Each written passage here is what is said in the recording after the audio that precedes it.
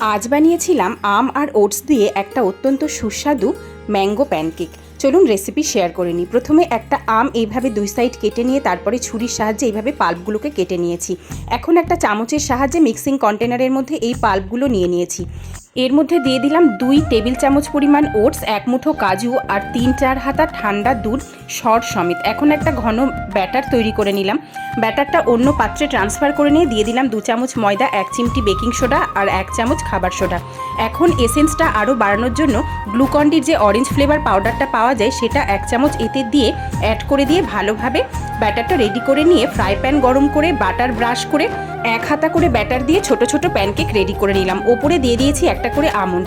5 minute লো ফ্লেমে ঢাকা দিয়ে রান্না করে উল্টে পাল্টে আবারও রান্না করলাম মিনিট 5। এখন এগুলো পরিবেশনের জন্য একদম রেডি। রেসিপি ভালো লাগলে চ্যানেলটা সাবস্ক্রাইব করার অনুরোধ রইল। ভালো থাকবেন, সুস্থ থাকবেন। ধন্যবাদ।